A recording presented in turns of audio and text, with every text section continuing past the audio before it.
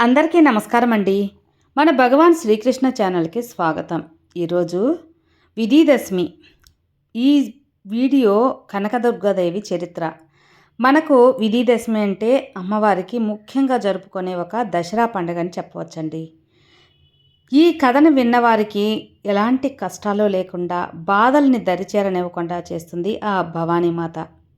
అమాయకులైన తన బిడ్డల వాళ్ళని చల్లగా చూస్తుంది ఆ తల్లి. ఆకలిగొన్న వారిని కడుపు నింపే అన్నపూర్ణాదేవిలా, లాలించి పాలించే భ్రమరాంబల, తప్పు చేస్తే దండించే దుర్గమ్మల, మహిషాసుని మర్దించే మహంకాళిలా, అమ్మలగన్న అమ్మ మేటి మన పెద్దమ్మ, ముగ్గురమ్మల మూలపుటమ్మ, మనందరినీ తన ఒడిలో పెట్టుకుని కాపాడే మన కన్నీట విజయాల్ని అన్నింటిలో విజయాల్ని ప్రసాదించాలని కోరుకుంటూ అందరికీ విజయదశమిలోగా వాళ్ళ కోరికలు తీరాలని ఆ తల్లిని నేను కూడా మనస్ఫూర్తిగా కోరుకుంటున్నాను.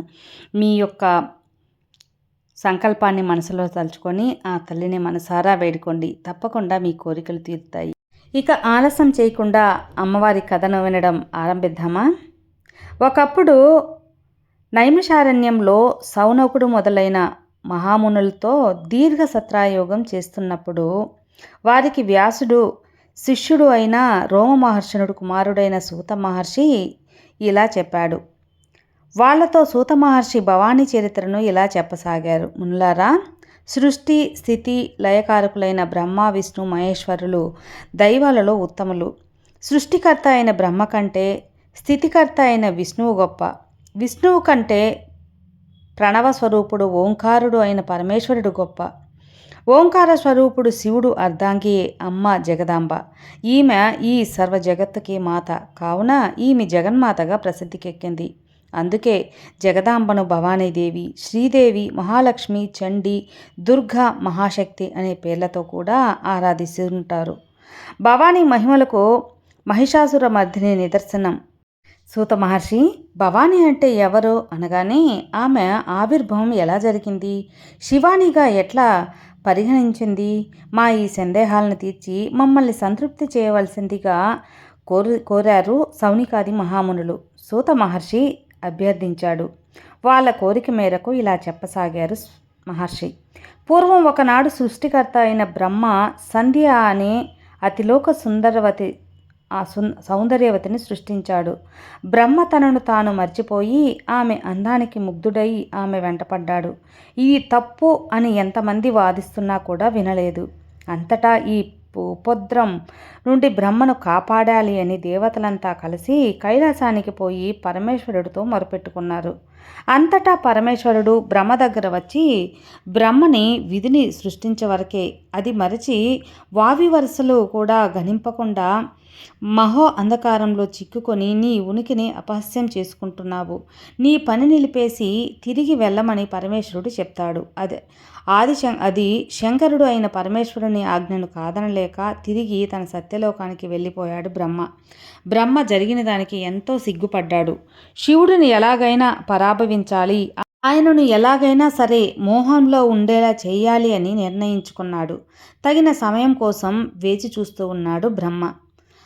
దక్ష ప్రజాపతి తారసపడ్డాడు. వెంటనే బ్రహ్మ దక్షునితో, దక్ష, నీవు మహాశక్తి అయిన భవాని గురించి తపస్సు చేయి. అలా చేస్తే ఆదిశక్తికి కూతురుగా పొందాలి అన్న నీ కోరిక తీరుతుంది అంటాడు. దక్షుడు అలాగే చేస్తాడు. దక్షుడు చేసిన ఘోరమైన కఠినమైన తపస్సుకు పరమేశ్వరి పరమానంద భరితరాలై ప్రత్యక్షమైంది. భక్త దక్ష, నీ తపస్సుకు మెచ్చితిని, నీకు ఏం వరం కావాలో కోరుకో. అంతటా దక్షుడు అమ్మ జగదాంబ, పరమేశ్వరి, నీవు నాకు కుమార్తెగా జన్మించి పరమేశ్వరిని వివాహమాడాలని కోరాడు. ఆమె తదాస్తు అని అతనిని దీవించి మాయమైపోయింది. ఆ జగన్మాత వరం ఇచ్చింది అనే గర్వంతో ఈ విషయాన్ని అందరికీ చెప్పి తన భార్యతో చెప్తూ ఉన్న ఆనందంలో ఉన్న సమయంలో ఆదమరిచి అమ్మవారి పూజ పుష్పంతో అమ్మవారి దీపాన్ని ఆపివేశాడు. వెంటనే అమ్మవారికి కోపం వచ్చింది.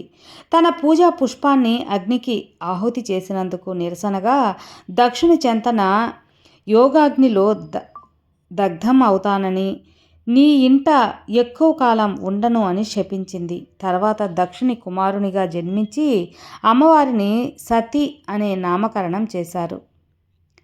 సతీదేవి తన చిన్నతనం నుండి పరమశివుడిపై ప్రేమను పెంచుకుంటుంది. ఆ శివుడిని తన ప్రాణంగా భావించి అలా ఆమె శివుడిని తన భర్తగా ఊహించుకుంటుంది. కానీ దక్షకుడు శివుడిని శివుడికి తగువ వచ్చింది. దానితో దక్షకుడు సతీదేవిని ఆ బైరాగికి ఇవ్వను అని గట్టిగా నిర్ణయించుకున్నాడు. అసలు శివుడికి దక్షకుడికి ఎందుకు తగువ వచ్చింది అంటే, ఒకరోజు దక్షకుడు తన ఇంట ఒక మహాయజ్ఞం తలపెడతాడు. దానికి ముల్లోకాలలో ఉన్న దేవతలందరినీ ఆహ్వానిస్తాడు. త్రిమూర్తులను కూడా ఆహ్వానిస్తాడు. అందరూ అక్కడికి వచ్చారు. దక్షకుడు యజ్ఞమండపానికి రాగానే అందరు దేవతలు లేచి ఆయనకి నమస్కరిస్తారు. ఒక బ్రహ్మదేవుడు శివుడు తప్ప. బ్రహ్మదేవుడు తన తండ్రి కానీ ఈ శివుడికి ఏమైంది, ఎంత అహంకారం అని ఆయన మీద కోపం పెంచుకుంటాడు. కారణం ఆయన ఆదిదేవుడు, ఆయన మహాశక్తి మరో రూపం. ఆయన ఆదిశక్తి తప్ప ఇంకెవ్వరికీ లేచి నమస్కరించకూడదు. ఆయన ఈ అఖిల బ్రహ్మాండానికి తండ్రి. తండ్రి ఎక్కడైనా బిడ్డలకు నమస్కారం చేస్తాడా? అది ఆ దక్షుడికి అర్థం కాలేదు. ఆయనను నమస్కారం చేయమని చెప్తాడు. పరమేశ్వరుడు నేను చేయకూడదు దక్ష అంటాడు. నేను తిరిగి అడిగినా కూడా ఎదురు సమాధానం చెప్తావా అని ఆయనను ఘోరంగా అవమానించి అక్కడి నుండి వెళ్ళిపోమ్మంటాడు. ఆ దక్షకుడు ఎన్ని రకాలుగా ఆయనను అవమానించినా ఆయన కొంచెం కూడా బాధపడకుండా నవ్వుతూ అక్కడి నుంచి వెళ్ళిపోతాడు.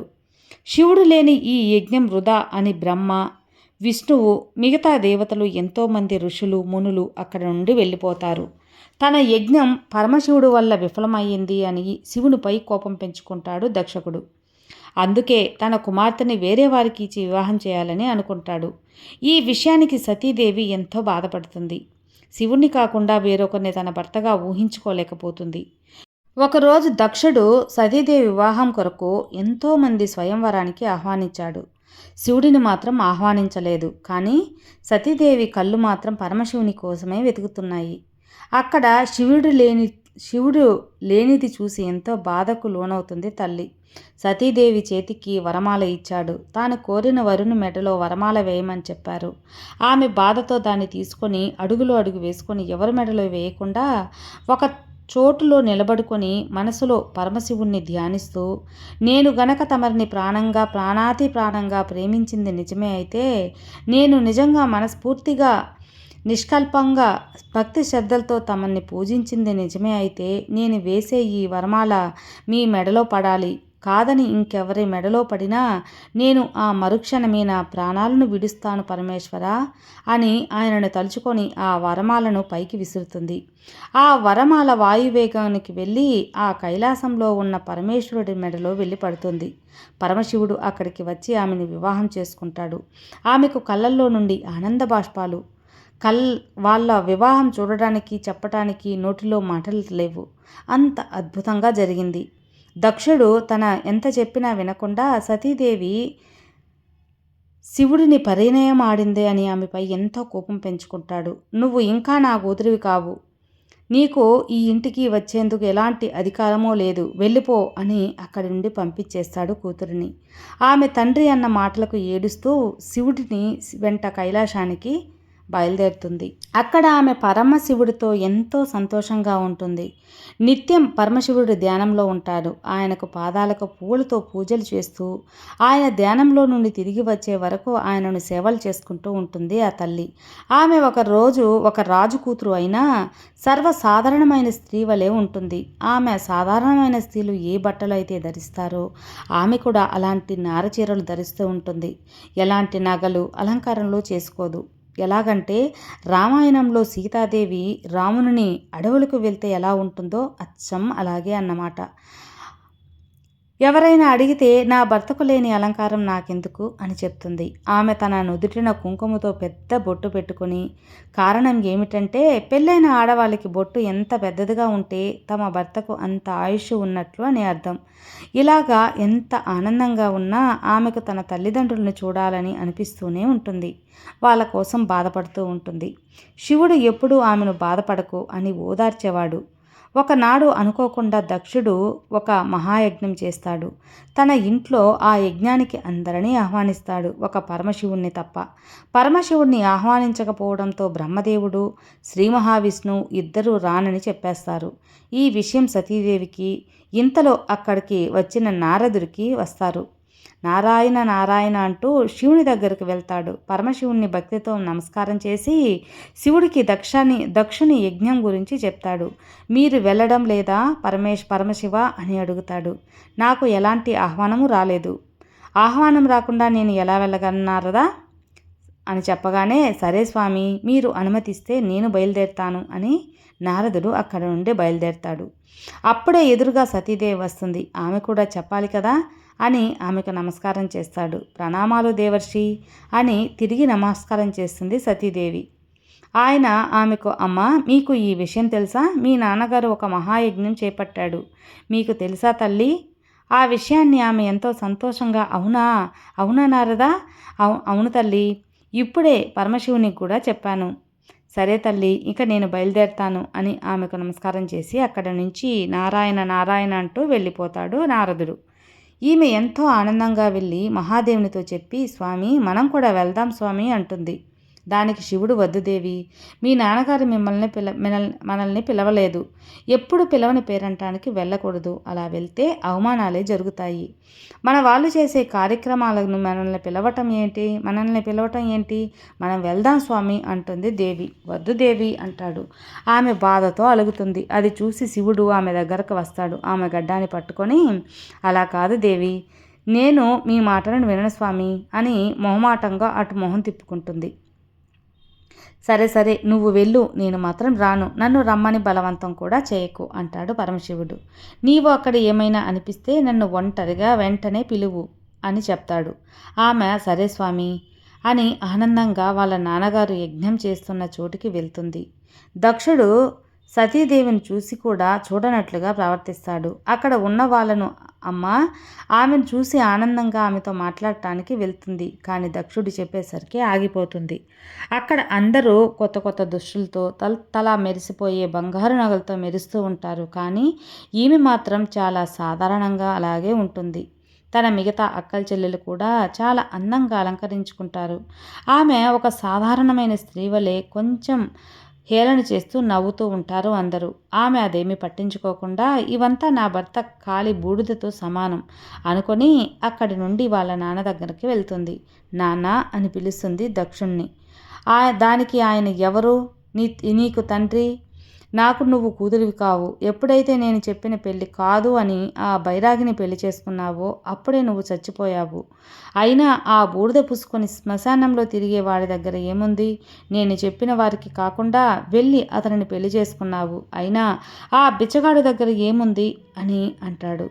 నాన్న, దయచేసి నా ముందు ఆయనని ఏమీ అనకండి, నేను తట్టుకోలేను అంటుంది ఏడుస్తూ.